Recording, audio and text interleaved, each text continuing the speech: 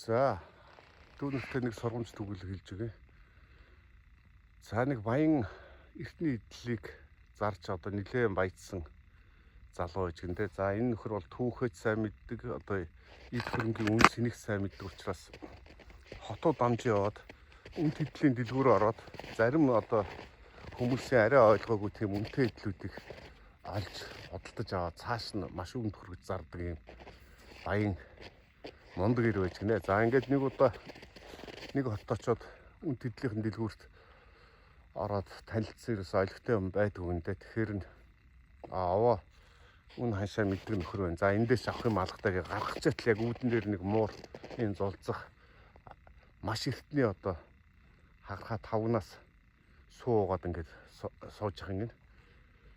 Тэгэхээр нөгөөдөг чинь энэ нөхдүүд энийгээ мэдхгүй, үний ханшийг мэдхгүй учраас муураа ингээд эндаа сүүгээд ингээд байж байгаа юм байна. Хэрвээ мэддэг байсан бол ангуун дээр байх хэвээр их өндөр үнэтэй байх хэвээр гэж. За энийг залж авъя гэж бодоод нөгөө хөдөлгчаас муураа хөдөлж байгаа. Би одоо муур чи над их таалагдлаа гэсэн. Манай хүүхдүүд ихэд халгаах шинж байна. За ингэнгүүт $10-оос $100 10 дахин өсгөө. Өө таа ч баг 10-аад муурын зулц авчин шүү дээ гэд ханаалтж хагаад нэг муурын авахар болчтой.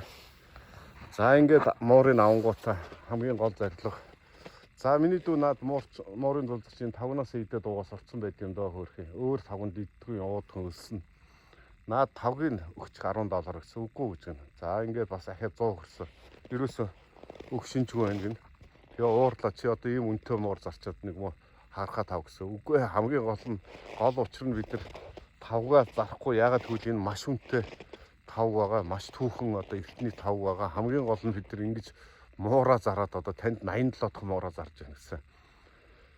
Нөгөө 8 чи яаж холигдуулснаа мэдээ дуугаа одоо муурын зулцаа тэрэ гарч гинэ. За энэ сургамж төгөлгөр юу ярих гэдэг вэ гэхээр ийм явган залтай усуд хүний амьдрал дээр тохиолддог. Ийм явган залиндаа бүр гаццсан ч хүмүүс байдаг. Нэг хуурчих жижиг юмар. За тэгэхээр иймэрхүү зан ааш бол ерөөсөө хүнд хэрэггүй юм а гэдгийг л би өөртөө сануулж энэ сургамж төгөлгийг хэлээд байгаамаа. Нэг хүний хуурч болно, хоёр хүний хуурч болно. Гэвч дараа нь хүмүүс нөгөөд залтай нөхөр хотлоо ярьдаг нөхөр байдлаар хүнд ханддаг учраас хэрвээ юм явган зал гаргаад хаяа гаргадаг бол тэрийг болгон дээрээ гэсэн ийм зүйлийг дүүнэртэй хэлхийг хүслээ. За ингээд амралтын сайхан өдөр гэр бүлээрээ сайхан амархыг дүүнэртэй хүсэн өрөөё. За баяртай. Богдууланд ийм сайхан байсан.